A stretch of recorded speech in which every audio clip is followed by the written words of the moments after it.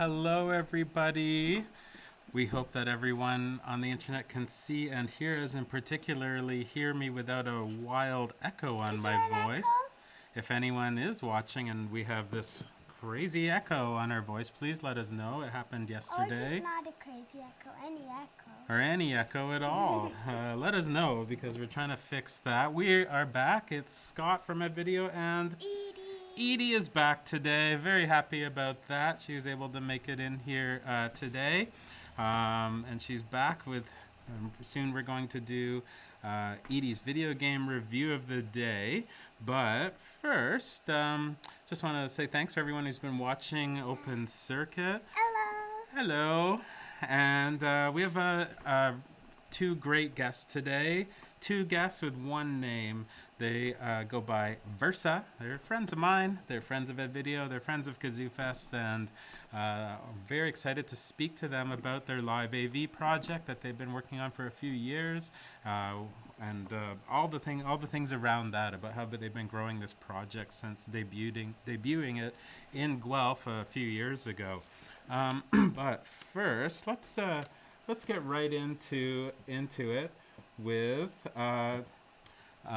Edie's video game review of the day. Just got to get set up here. We've got our live camera right here. And what video game are you going to show us today, Edie? It's called Paper.io, and it's really fun. You can play it on Poki.com. It's like where I got all the games. So you start as a circle with 10% of the game space, and then you just kind of go around and then go back and touch your circle, and then you can do that. But then some people steal from you, which I find very rude. So then when they do that, I really steal from them a lot. I do not give mercy to them. You give no mercy to those who steal from you. Yeah. So that's another live player? So then, yes, Okay. it is. They can kill you by running into you when you're off of it, your space that you made. So if someone ran into me then, they could kill me, but they can't if I'm in there. And then up there, you can see who's in the lead of the game. So if you just keep playing and don't get killed for a long time, you can be number one, and then you get like a crown on top of that little circle. Okay. And then, So you're trying to gobble up as much space as you can, and potentially steal from the other people their space. Yeah. It's like a real estate game then. Yeah. Yeah. And you can have different skins. So I always go by the same name and same skin, hi, with an exclamation mark and a rainbow. So they know to look out for you and not steal. Yeah. Or you'll steal from them. I don't think Wow. I've ever seen someone in a different day that I've seen before. Wow. Lots of people, I think, always change their names. Right. Sometimes not always their skins. There's one person, and they're really stealing from me today and killing me in the game. Well, they're stealing from me.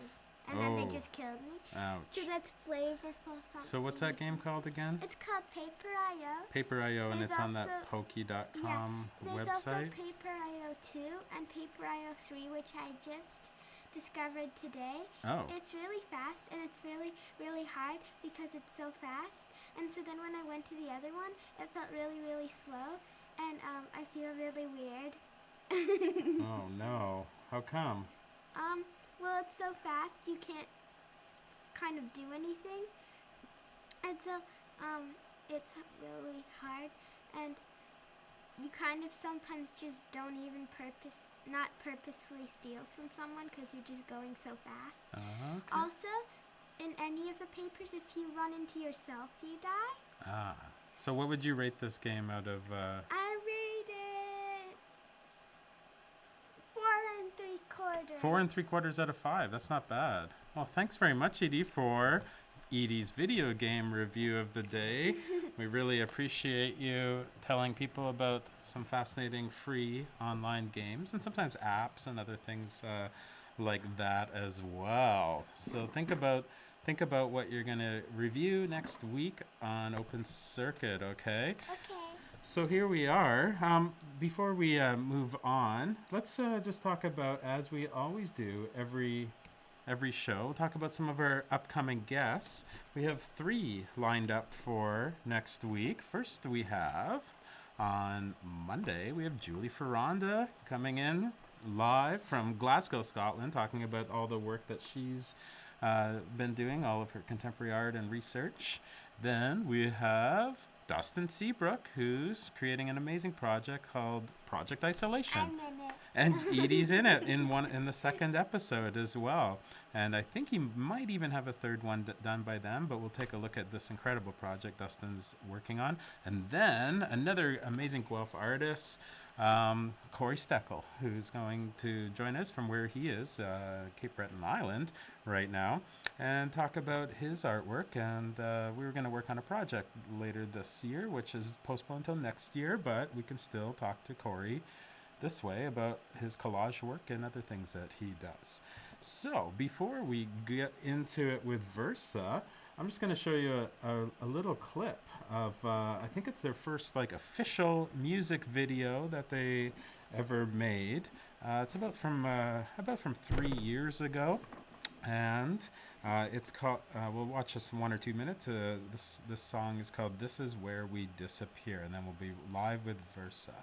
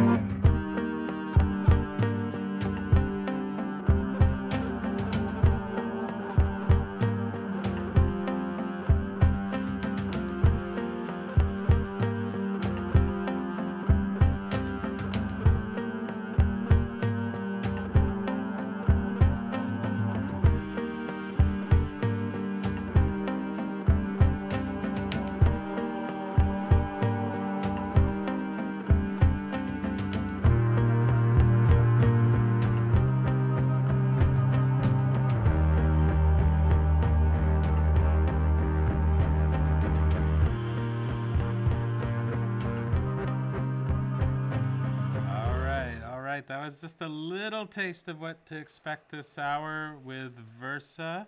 So let's see if I can find them. Monica Hauk and Alex Ricci joining us all the way from Guelph, Ontario. And I think they're there. Hello, Versa. How are you both doing today? Hi, Scott. We're doing great. Thanks so much for having us.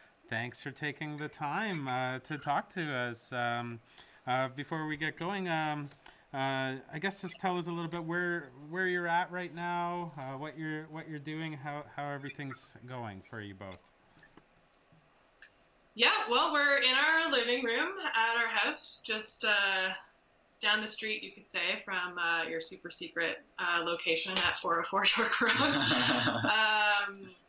Yeah, we're both working from home at the moment and staying as healthy as we can in isolation and just trying to keep ourselves busy. But yeah, otherwise, we're feeling both pretty lucky to be in the position that we're in. I'm glad to hear that.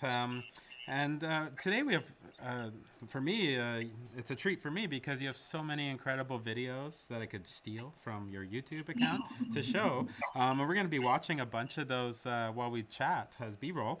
But I guess before we get going, tell us, in your words, what is Versa? How would you describe it? What's your elevator pitch? What to describe what your project is? Well, we've been thinking a little bit about this lately because we're kind of thinking about what's next for us, what Versa has been, but what we want to be, and some of the parallels between where we've been and where we're going. So Versa is a live audiovisual project, as I think you already said, and we the premise of the project is to visualize music. So finding the best, most responsive, most immersive ways of turning music into something that you can see. Okay. Well, let's get into the details of that while we talk. I'm going to kind of start in an opposite order. I really want to show while we chat, I guess, some of your newest videos, your sort of untitled, your composite number 1 and 2, longer format videos with sound that you've just released. For rewind, though, what have you? What's your thinking behind these 2 videos that you've recently released in the last few weeks or so? Well, the main sort of motivation for doing them is we've been working on putting together a collection of songs, call it an album, call it a series of, of new work. And we've been working on that for a very, very long time. It's probably taken about 2 years to sort of figure out the recording process and sort of really dive into making it the best that we can.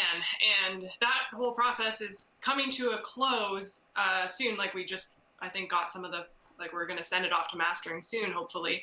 But that process took like 2 years. So we really wanted to just, not be as precious about some of the stuff that we've been doing. Alex and I have both been exploring doing like free improv, exploring free improvisation in music. So just kind of jamming and, not necessarily following a specific rule book or anything like that. So this project was kind of inspired by the fact that we had been jamming and capturing. We've got this new setup where we're capturing these recordings, so they're pretty decent quality, and it's completely opposite from the direction that we have been doing with all of the sort of professional in-studio recordings where we're like, just going over every single sound bite and being like, how can we make this better? How do we fit it in? What should we change to make it sound better? So this was kind of the opposite. We wanted to like put something out there, not think about it too much, and just, share something about what we're doing now that is different from what we've done in the past. So that was the main motivation for us. Yeah, for each one, it came as a culmination of a month of heading back into our jam space once or twice a week, just pressing record and seeing what happened as we improvised for half an hour to an hour, and then trying to hone in and find a 10-minute section of that we were really happy with and that we wanted to share, not being too precious about it, giving it a quick mix, and then creating some really fun, like kind of vivid abstract visuals using generators in Resolume, and editing together a sort of abstract narrative for the improvised music pieces. All right. Well, we're just taking a look. We're talking at some of those. There's 2 of them, and we'll take a look at them throughout the show, amongst other things. But I always ask the guests about their like really early experiences with art or music. In your case, like kind of your earliest memories of something triggering something, or maybe nudging you into realizing that you either like it or might want to pursue it. Do you either of you have memories like that you're willing to share? I'll go first. It sounds Sure. good. I kind of grew up in a creative household, so I was always surrounded by like encouragement from my parents. My parents were both photographers, so that was kind of, I was like used to being around cameras when I was a kid and having like access to that type of technology early on. I remember my uncle always sending me like really cool Christmas gifts that were typically like in the creative zone, like really cool like art kits with like all of the like, here's 15 markers and 15 pencil crayons and everything is in like one box. And for me, that was always like really encouraging. I also took music lessons for a long time as well. So I think my parents had to take me out of it because I used to get so frustrated sitting at the piano bench. I would just end up like sobbing for hours. So I didn't pursue music after that, but art was a little bit more accessible to me. And I had some really great teachers in high school who were really encouraging. And that's kind of where it really solidified and shifted for me is having a few sort of early encouragements from high school teachers to continue pursuing it. Okay, and Alex, how about you? How did you get going with all this stuff? Well, I started like having a strong interest in music from a really young age. I was kind of like obsessed with some of the music that my parents listened to. I like always would ask my dad to play Neil Young, and my family would have like dance parties to Beatles albums and stuff like that. And I got put in piano lessons, like Royal Conservatory type stuff, pretty young. So I sort of like I learned a lot really quickly, but didn't necessarily wasn't necessarily that interested in it until I saw my cousins were playing guitar and they were like starting a band together. So I was like, I need to play guitar and I need to be in this band. So I started playing guitar, also pretty young, and alongside that, pretty much right away, was in this like rock and roll band playing covers of Blink 182 and bands like that. So a lot of my uh, artistic education has come from like collaborating with other musicians and like even jamming and improvising from a pretty young age. We kind of discovered that on our own and in a very rudimentary way, but I did a lot of like creation, songwriting, jamming in my childhood. Well, tell me a little bit more about what you're involved with, sort of, right before Versa, but, things that are ongoing as well. Like, I knew you both before then as well. And I guess start with Monica. Tell us about your visual artwork and sort of your focus with that, is not. It's not something you've stopped doing, but maybe how that led up to the idea of Versa and what you do now. Yeah, well, I ended up going to, like, being encouraged in high school by my art teachers. I ended up going to the University of Guelph for studio art, and I kind of continued pursuing a little bit of everything. I didn't really have a singular focus necessarily. I've always been really interested. I have like an interest in drawing and painting and photography. But the thing that kind of sort of threads them all together is an idea of seriality and things existing in like collections and having multiple counterparts and then also having sort of a generative aspect to it where or more intuitive aspect where I don't necessarily have an end result in mind. It's kind of just about the process. So I kind of identify as sort of a multidisciplinary process-based artist. And right before getting going with Versa, I was kind of experimenting with printmaking techniques at home, and one of them was paper marbling, which is now kind of one of the core elements of early Versa work. But what I really enjoyed about it was that there are certain decisions that you can make as an artist, but a lot of the process was about what would happen through the use of the materials, and the artwork would kind of be made not necessarily like it didn't have the artist's hand as present in the work, and that was extended even further when paper marbling became part of Versa, which we'll touch on in a bit, I'm sure. But so for me, it's kind of about an interdisciplinary approach and sort of process-based methods, and really interested in generative processes and seriality.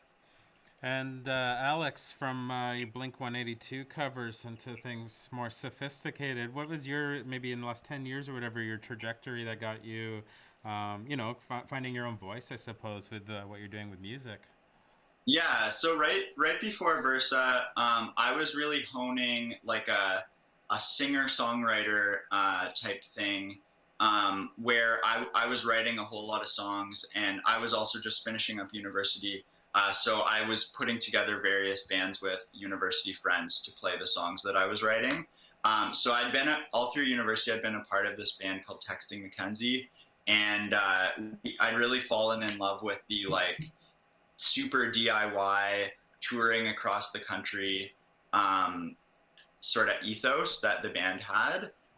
We went out west every summer between classes, and then we toured out east as well. And I just like it really opened my eyes to all of the like amazing different indie music in Canada, and I just wanted more of that. So I was sort of like writing songs, exploring my own voice, uh, singing a whole lot, which for those who know Versa is not something that we tend to do. Um, and right in the moments immediately before starting Versa, I had just gotten my first loop pedal and was starting to really work a lot more on instrumental compositions, layering, at first layers of electric guitar, and then I started messing around with that on bass, pitch shifting, pitch shifting the bass, putting lots of modulation and delay effects on it, and exploring like all the like much weirder, more processed sounds that I could get from a bass using that Okay. kind of loop pedal process. Right, and one thing I was curious about though is the formation of Versa. I mean, it kind of started with the Ed Video and Kazoo Fest Look Here micro grant. For people who don't know, it's something we did for about 6 or 7 years. Gave out a pretty modest amount of money to a local act who wanted to make a new performance that kind of really combines visuals and audios together. And a lot of people have been part of this, but the one act that really like excelled and really kept it going was Versa. Could you tell us about the foundation of your idea for Versa? Was it kind of inspired by the parameters of that grant, or is it something that you had in mind that you sort of wanted to do anyways? It really was inspired by the grant. We were like becoming more of a part of the community with Kazoo Fest, and we really wanted to do more with the festival. And when we saw the grant, we were like, it was sort of the first time we'd ever considered combining the two things that we do in a way that could be performed, that uh, could be I don't know, could be a good way of combining things. So It was really the right moment. Like Alex was in between music projects. I was just sort of forming this new interest in paper marbling, and the Look Here grant was, sort of the fomented the idea of us collaborating for the first time. We had never really considered that before. My background in music isn't as strong as Alex, so Alex never really considered playing music with me up until that point, I don't think. But if there was a visual component to it, then maybe there was a way forward there, and that was, totally brought on by the fact that the Look Here grant was, made available, and it was just like super accessible. It was right in our community, and just like the moment was right. So and we were doing some research about how I guess how to turn sound into something physical and something that could be made into a visual art form. And I think we had found a video by Nigel Stanford about cymatics that was a big inspiration for us, and we thought like, what he's doing is really cool, especially if you've got high definition video cameras getting really like getting up close and like seeing all the fine details. But what about marbling as something that could be more abstract, more lo-fi, and more like vividly colorful?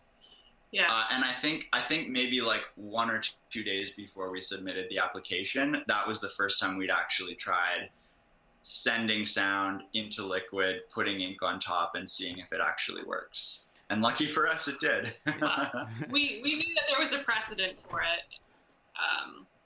because we knew that there was a way to do it, but we just weren't sure how it was going to apply to this project for like in the context of a live performance. So, Well, one thing I was thinking about today is how the first time you performed for this look here, Grant, is maybe 2015 or so. I can't remember the exact year it was. But your aesthetics were sort of like fully formed in your first performance, as far as is very first has a very tight aesthetic with. I wore my white shirt in tribute today, even though you're both wearing your black shirts. But and this idea of the type of visuals. Uh, it's always, to me, it's always been this sort of combination of sort of this like psychedelic 60s meeting this clean, refined 80s kind of minimalism at the same time, which I think is beautiful. Do you have any recollections of how you could see what it would look like before you performed? I don't know. Well, it's funny with the projections. I think leading up to our actual first show, we were using like a really janky old projector, and we'd never really seen what the visuals would look like in comparatively higher definition. With regards to our white outfits and clean aesthetic, that was something where we realized that we would probably be projected on. Our bodies would become part of the projector screen. The nature of performing in small venues is usually the band is overlaid by the projections, or at least interrupting them a little bit. So we thought, with our outfits, why not just lean into that and become part of the projection screen ourselves? And that's sort of where that choice of outfit came from. Okay, so since that debut about 5 years ago, approximately how many shows have you played? I'm guessing 4 dozen or 5 dozen, maybe more. Do you know how many shows you played since then? About? I feel like Monika's gonna say 500, and I'm gonna say like close to 100 actually. I think. Right. Well, okay, we went on tour a couple of summers ago out west. We've been out east a couple of times. I remember like we did this business program at the University of Guelph, and we had to like do a business professional pitch. And in that pitch, we had like some numbers of how many shows that we played. Now that was a couple of years ago now, but I don't know. I think like between all of the different sort of like workshops and installations and things that we've done, we've probably played like at least 150 shows, I would say. How many of those are like notable is a much smaller number. The other thing is we've done infinitely more like shows doing visuals for other bands as well. That's really taken off for us in the last few years, and I think adding those to the number of actual first performances we've done, and also some installations in there as well. Yeah, it's been a lot. We've obviously lost count. We'll get back to That's okay. I want to talk about sort of the flexibility of the project of Versa. Right now, we're going to take a look at a gig that I was at. You invited me to, actually, right here in Guelph at Hillside Festival. This was an incredible experience for me, not only because I think it was the first time I was ever at Hillside. Shh, don't tell anyone in Guelph. But I couldn't believe it, how amazing it was, and how the scale of it, how many people were there. Can you tell us about like when you decide to sort of bring in some other musicians, or scale it up for like particularly larger, more visible gigs? Yeah, as far as making our band bigger and including more musicians, we for our whole existence, we've been really inspired by some of the like big post rock orchestra type bands like Do Make Say Think, where their band is big to begin with, and then for their most important shows, they'll bring in a whole bunch more people. I've sort of always wanted to have that giant band aesthetic, having like a whole horn section, inviting your friend who plays violin. And so for Hillside, I think we scaled up from 3 to 6 people for that show. And it was one of the first times that we had ever done that. And it just felt like the right thing to do for a bigger stage, to have more people and to try to show that influence of big post-rock bands on our music. Yeah. So technically, how are things sort of progressed since that first show for Look Here It's Silence to now? Like how, I mean, on the surface level, I think, aesthetically, it's similar, but I know that you've like continually improving what you can do with your visuals and your audio. You've recorded a lot of songs, albums, and how are you growing the project? I suppose even if it's just kind of in the back end more than what the audience can perceive potentially. Yeah, I think what first sort of, or like the public perception of Versa is that we do, this live performance with marbling and printmaking and live looping. For us, I think this applies to both of us. I think we'll see. I kind of approach Versa more as an umbrella of activities that sort of always has to do with the sort of translation, visual translation of sound, or enhancing a performance setting for other musicians. So we've really given ourselves the opportunity to be flexible in how we perform and in what context. We've sort of expanded our band. I think we've had like up to 7 performers is the biggest, like with 2 drummers, which was, as speaking to what Alex was saying earlier about having a big band aesthetic. But we've also performed, like we went to perform in Mexico as part of a festival a couple of years ago, and we just performed as a duo. So we have to kind of make a lot of considerations for expanding and contracting based on like who is available, who can come with us on tour. So there's been a lot of sort of opportunities for learning, but now at this point we've learned how to perform as a duo. We know how to travel as a duo. We know how to take our like DIY homemade instruments and visual generation equipment, on the road and in a plane. So we've because we've sort of said yes to everything, we've kind of been forced to adapt to all of those different scenarios, and now we just have all of those tools in our tool set. And as far as projections, I think that we've really prioritized trying to make the projections, the visuals, more monumental. It really like lends to the immersive nature of performances. It allows audiences to really like lose themselves, I hope in the visuals. And going back to Hillside as an example, you were really important for helping us to figure out the visual elements of Hillside. You suggested having the 3 projectors that we used, and having one span the whole inside of the lake stage tent, and that was the first time we'd ever done anything like that. So thanks to you, and kudos to you, Scott, for helping us make those projections more monumental. Well, yeah. Hillside was sorry, go on, Monica.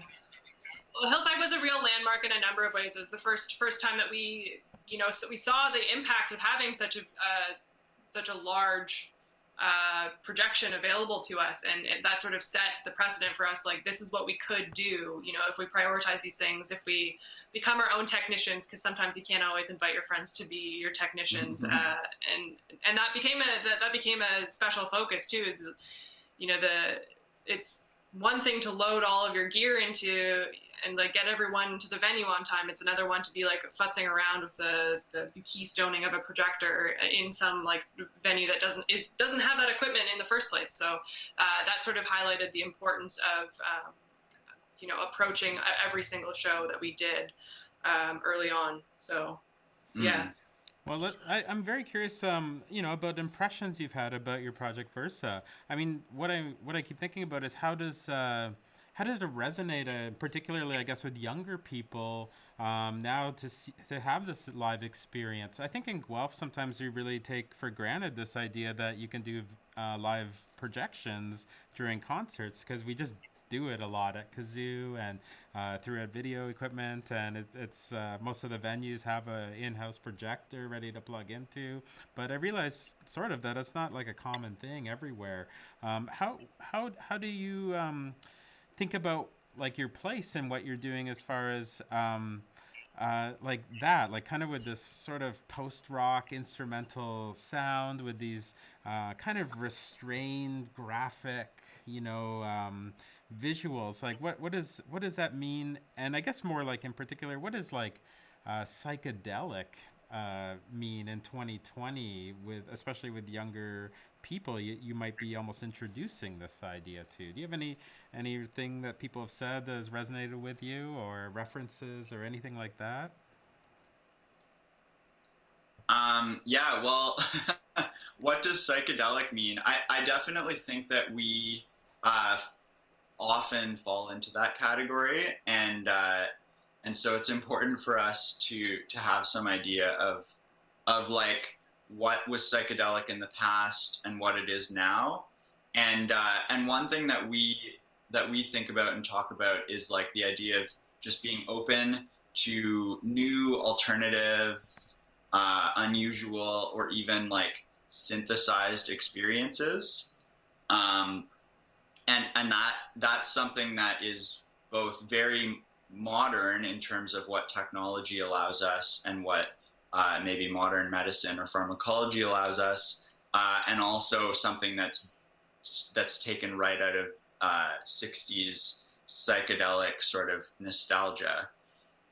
Yeah, I think there's a few things at play for the moment of psychedelia in 2020. There's definitely still a strong component of nostalgia. I think, looking out at the crowd at some of our shows, there's definitely like some, like people who lived through it who are like reliving it in the moment. And some of those people are like our most enthusiastic fans who are just just appreciate that, that content is still current somehow. And then there's also like a lot of pop culture still like nods to it, like things like Adventure Time and like the Midnight Gospel, which just came out. So there's clearly a moment for it happening. And I mean, I never thought vaporwave would be back, but it kind of is a little bit. And I mean, that's just something that I'm exploring a little bit in the current video compositions, because I'm trying to wrap my head around more complex forms of animation and video generation. So how that relates to a younger audience, it's I don't know. I think it's more, it touches on being open to new modes of experiencing things in person as well. Like, I think, we're very lucky in Guelph to have most shows come with visuals of some kind. And sometimes I feel like we're in a bubble in that way, but it is also a more engaging format with a younger generation, not having the same sort of attention spans for or appetite for live performance. So there's a few things layering in there's there. Definitely an attention element to it as well. And I mean, I think many of us are guilty of being sort of like over, like, or just like all consumed by our technology, our devices. And in a live performance, in an artistic setting, it's hard to grab people's attention. That's one thing that having an immersive performance really helps with, and that's one piece of feedback that we do get from maybe like younger audiences, is that they're actually like, they have something to pay attention to, they have something to focus on, they have something to dig into, and it just creates like a more I keep using the word immersive, but it creates a pathway into the art form that maybe isn't there if you're just focusing on one, appealing to one sense or another. Yeah, I mean, I feel like sort of electronic technology is just like inherently psychedelic, you know, and maybe it's a new way of thinking. Like right now, I can mix your video in with your this live feed, and it just looks trippy, you know, and it's not really anything more than like that electronics can have extreme potential to be psychedelic, and people maybe in the past it was more like on a chemical basis, but today it's just like you don't really need that. It's just by experiencing a video, the internet, electronics so much, there's a new way of thinking about it. But Monica, can you tell us, can you share your secrets a little bit about your video setup as far as how you accomplish the live marbling, how it works with the water rippling, and just tell us your secrets. Yeah, so I have a few different setups, but the one that is used for our live performances is a I'm forgetting the name of it. So we've built this box. We've done it a couple different versions of it, but basically we have a tactile transducer speaker. It's a little puck, and what it does is it translates the vibrational patterns of an incoming audio Like signal. particularly the sub-frequencies. Yeah, the sub-frequencies. So like Alex will be playing bass, and instead of the audio from the bass coming through, it'll just be the vibrational patterns. So we have this speaker suspended by springs to a frame, and then on top of that frame I have a basin of liquid, and so when Alex is performing, the bass frequencies, we'll select bass frequencies, we sort of choose which ones have the best effect, will then vibrate the surface of the liquid, and then I'll be kind of monitoring it and dropping ink into the basin. And the liquid isn't just water; it's a liquid solution called carrageenan, and it's specific to paper marbling. It allows the ink to float on top of the liquid.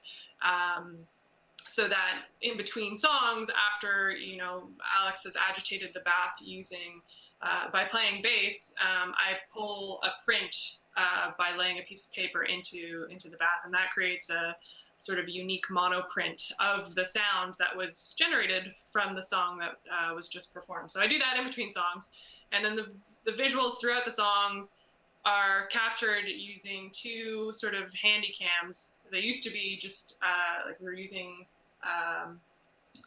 What were they? Video 8, yeah, like high 8. Yeah, high 8 camcorders. We've slowly upgraded, and so I've got two handy cams going into a video mixer, and that allows for a lot more possibilities visually. But it captures the marbling, and it allows me to apply some effects.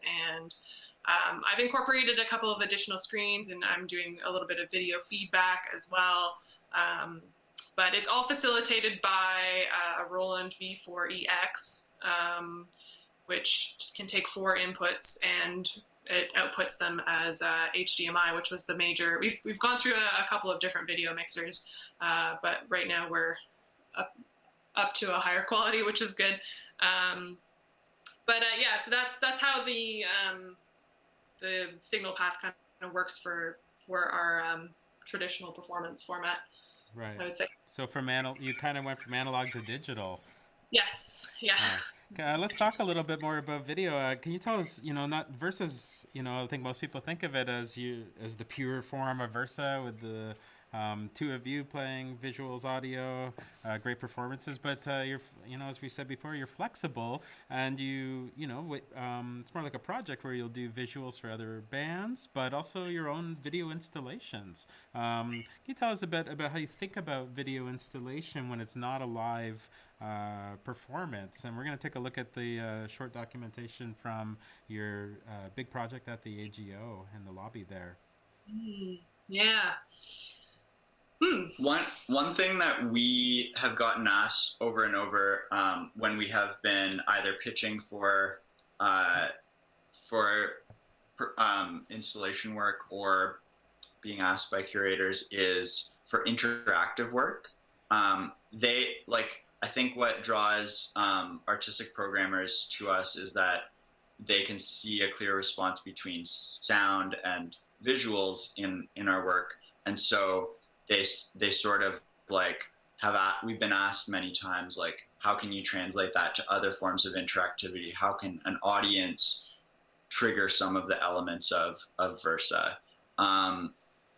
So that's usually the starting point for the video projects that we develop. Is we're gonna the final output of this installation is going to be a video. How can we make it something that the audience can engage with and trigger, cause certain changes in the video, and how's that going to make them feel, what's that going to make them think about? So that's sort of the kernel for a lot of our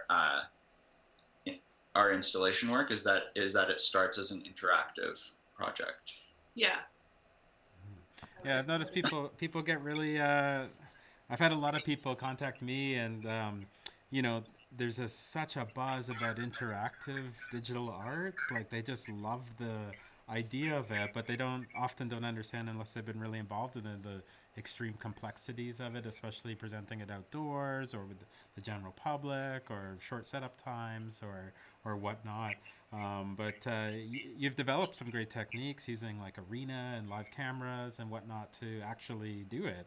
I'm kind of at a loss. I don't have too many people to recommend to these people, and usually they have a $200 budget for a weekend festival or whatever. When you do visuals though for other bands, how do you approach that, as far as like taking into account I don't know, the aesthetics or the type of music that they're doing, but while still giving it that beautiful Versa thing that you do? And what are some of those bands that you've done live visuals for as well, if you can list some of them? Yeah.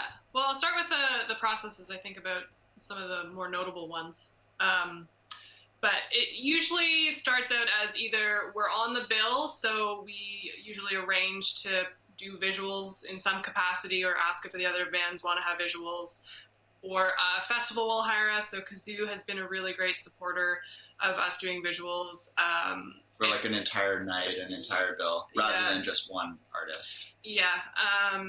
So festivals will hire us, and or we'll just, sometimes in the past we've approached artists who we want to do visuals for. So depending on how it starts, how the sort of interaction starts, it usually requires me to listen to the music if I don't already know it. A lot, yeah. And I'll like get a general sort of vibe. And generally these days, a lot of artists have like visual branding or imagery that is either current to an album or their overall aesthetic. And I'll sort of pick and choose sort of little elements of what they are already sort of exuding online. So I'll catch a vibe or a mood, or a color scheme, or a color. Yeah, I usually ask if there's a particular color scheme, because that's really easy to adjust. In advance, it allows me to sort of pick certain video footage that I have, or on the night of, I'll just have like a theme for that particular artist. And one thing that we're always really focused on is having, if we know all of the artists in advance, which doesn't always happen. Some artists don't have music online, or if it will be like a DJ or something, and we don't have a sense of what kind of music they're playing. So that's always a unique challenge, but it's ultimately the most freeing, because we can't do anything in advance. But yeah, it's some combination of just like really digging into that artist, which is a process that I really, really love. It allows me to sort of access this music in a way that I don't always listen to music. And from there, I sort of like cull through the video footage that I have. I'll generate a number of clips using a variety of sort of methods. A lot of it is using Resolume Arena. That's facilitated a lot of things. And as with our performance project, doing live visuals has changed quite a bit. We started out just manipulating pieces of paper underneath cameras and sending that through the video mixer. So I would apply the same process. I would look to the artist. I would see, what kind of vibe whether it's going to be like an abstract pattern or if it's going to be like flowers or something, and I sort of pick a genre and go from there. And as far as the actual delivery of the visuals, there's always an element of improv in that delivery. Like we may prepare a whole bunch of clips that we plan to trigger, but in terms of when we're triggering them and how we're responding to the music, there's always an element of us listening and responding.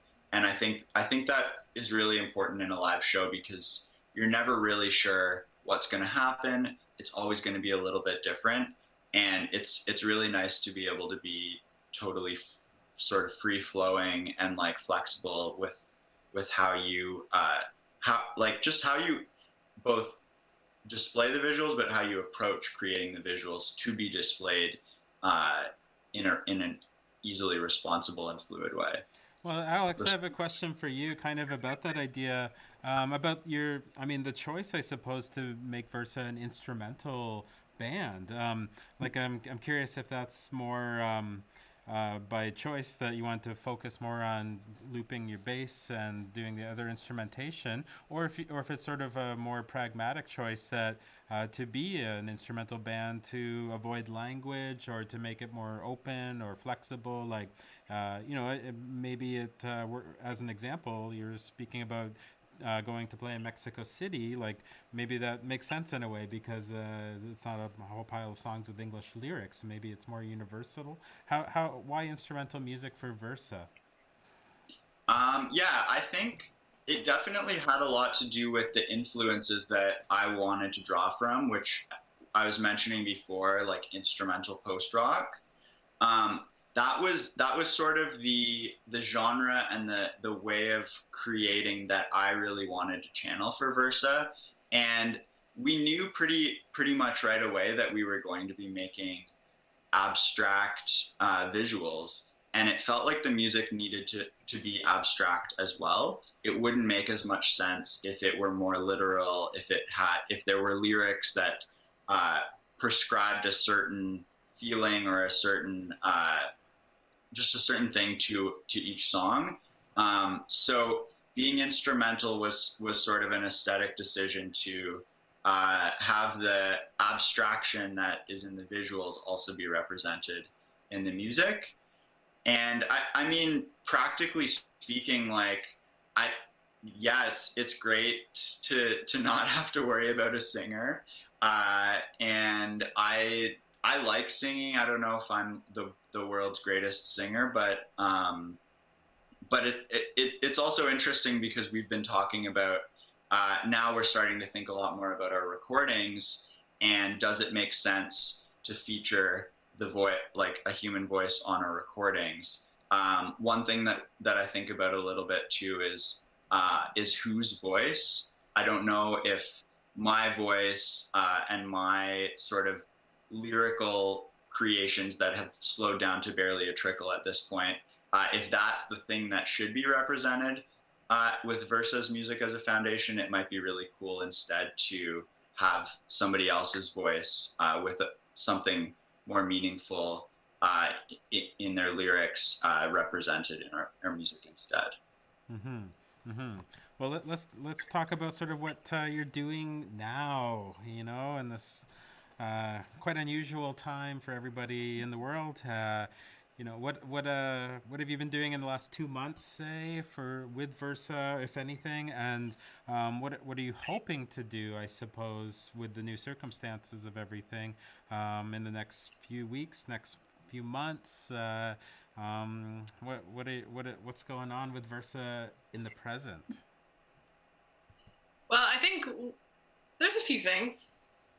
One of my focuses right now are these composite videos that we've been putting together and sort of exploring more of the free improv world, just because we've got this system where we can just get into the studio or into our rehearsal space, we just press record, we go, and we are able to make all of these quick decisions in a really self-contained manner. And then I get to work on a fun video for a bit.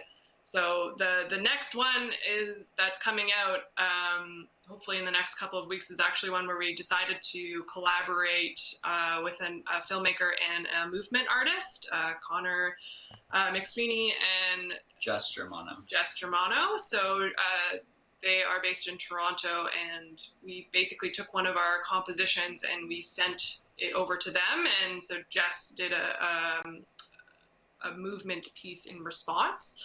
So we're looking for sort of interesting ways to collaborate with other people in this time, sort of remotely in some ways. So that's going to be a focus upcoming, I think, for us. But yeah, so we also mentioned really briefly before, we've been working on, or I should say slaving away over these new recordings for the last several years. And I mean, like, it takes a long time to make good recordings. So it was totally worth the time that we spent. We sort of, in that time, have composed a whole bunch of new music.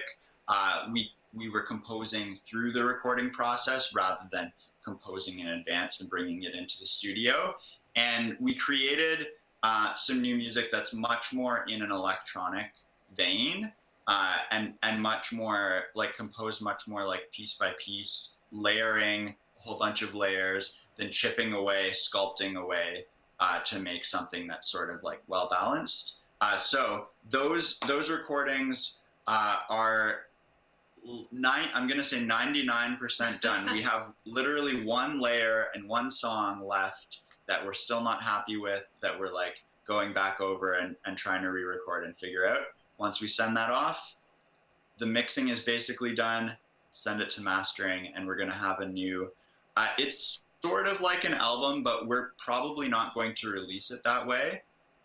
We've been thinking, the music sort of came together in a way that it doesn't feel like all the songs flow into each other to create a whole, but rather that they're just strong pieces on their own.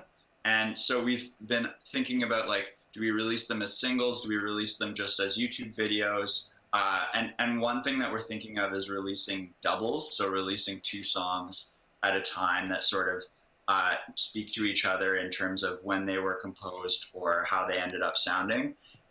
Release a couple of those, and then in a world where there is no global pandemic, we would also be getting back into touring, which we haven't done now for the last year, and ideally touring across Canada and touring for the first time in Europe was really like a goal of ours.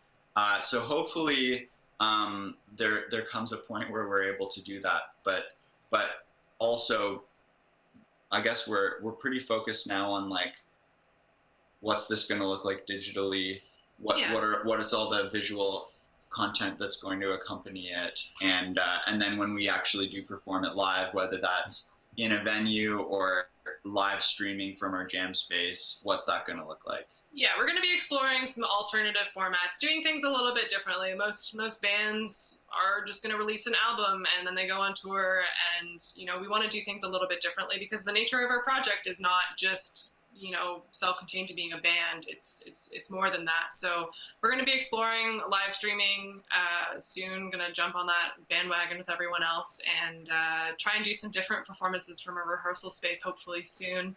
And yeah, just exploring like how to connect in a digital sort of environment, and explore some new opportunities through a digital format. So those are all things that we're thinking about, and they're things that we thought about doing like before this pandemic happened. Even it's much easier for us to just stay set up in our rehearsal space than lug everything up and downstairs into venues. So it's something that I've been wanting to explore for a while, and now this is just kind of a good moment to actually do that. So okay, well, I'm hoping those things can happen. We missed you just a few weeks ago. You were supposed to do live visuals for 2 amazing acts, Mount Erie and Bruce Peninsula at Kazoo Fest, and a beautiful church venue. So I'm really looking forward to when get back out there into the world. But in the meantime, has what's happened, which is like a tragedy, a trauma for a lot of people, but also a reworking, I think, of some people's ideas. Has it changed kind of like your ideas as far as maybe like what your intentions are, or do you lament anything that when it's able to do it again, you might do differently, or is it shifted around like your own perceptions of what Versa's about, or what you two are as individuals and artists as well? Well, I can't wait to get back into a room and feel comfortable in a crowd again and just be present watching people perform. That is something that I think we obviously we all took for granted, is being able to like go somewhere, stand somewhere, be in the audience. And, I think being present in a community or in a place is just going to have a whole new meaning. I think it's going to, I think people are just going to be way more appreciative of that time when people are like, I'm speaking as like being in the audience, not necessarily being on stage, but from the reverse, like when I am performing, you try and be in the present as much as possible, but I think it will lend itself to more sort of sincere performances, and just sort of holding space for those moments when art and music is being created. So I think that it will just refocus our ability to be present. At least that's what I'm thinking about. Yeah, definitely. I feel the same way about like really missing being part of a close community. Like here in Guelph, we're so lucky to have such a strong music and arts scene that we're able to go out every week and be a part of, and just like see amazing performers and like engage with people in like interesting conversations about it. It's totally something that feels like it's been like swiped away and like held away from us now, that it's really painful to be without. But one other thing that I've been thinking about too is just like really making the most of the time at home, and trying to really appreciate that like we have a great space, that we are able to be really creative and be like sort of accepting in. And I've been trying to like just be grateful and be appreciative, and also like if there's been creative projects and ideas that I've been neglecting because there hasn't been enough time, now I should go back into my jam space, or go carve out some space for that idea. Mm-hmm. Yeah, that's wise, I think. Reflections like that. Kind of last question: do you have any music available for purchase on Bandcamp? We do. You do. It's an older album. Yeah, it's there. Our album from 2018 is there.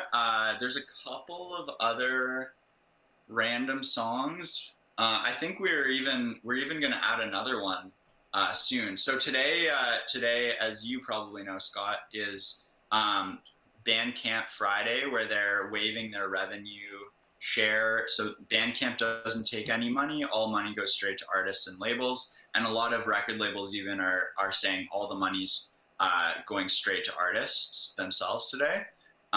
So I bought a couple of albums today on Bandcamp Friday. They're also doing it the first Friday of every month for the next couple months.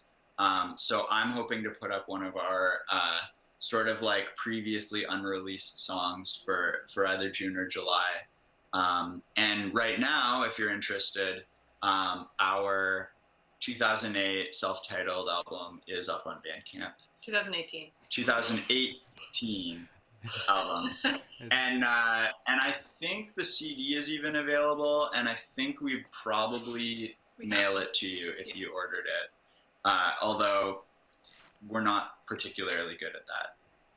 But we'll make it happen. We'll make it happen. If you buy our music on Bandcamp, I will deliver it by bike. It's true. Wow. Well, but you heard it here. If you want to hear more from Versa, because unfortunately, just through the format of everything, I didn't really play much of your music or your videos with music just so we could speak over it.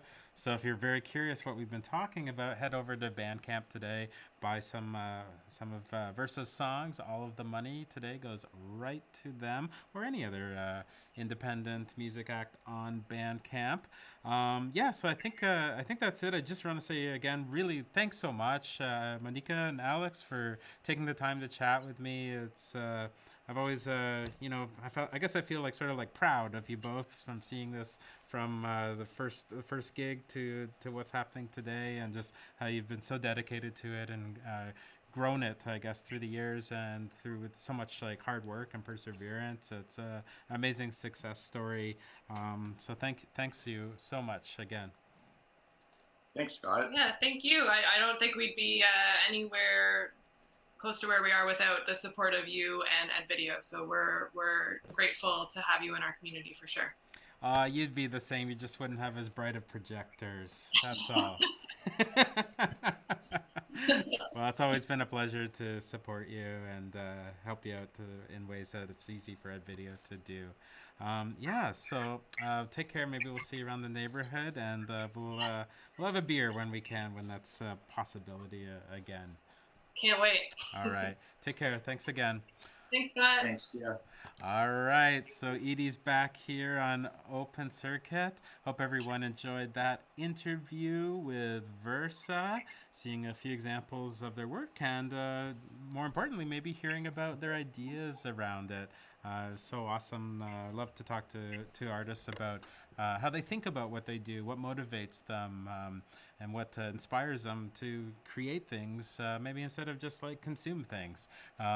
It's a fascinating topic for me, and I'm hoping other people find value in it too. I would always want to say thank you so much to all of our viewers, especially those who leave comments. That would be Jen E. Norton. We have Copper Sound, David Alexander, who works very closely recording, does amazing recordings with Versa, and is also the most recent Look Here winner and put on an incredible performance at Kazoo HQ last year.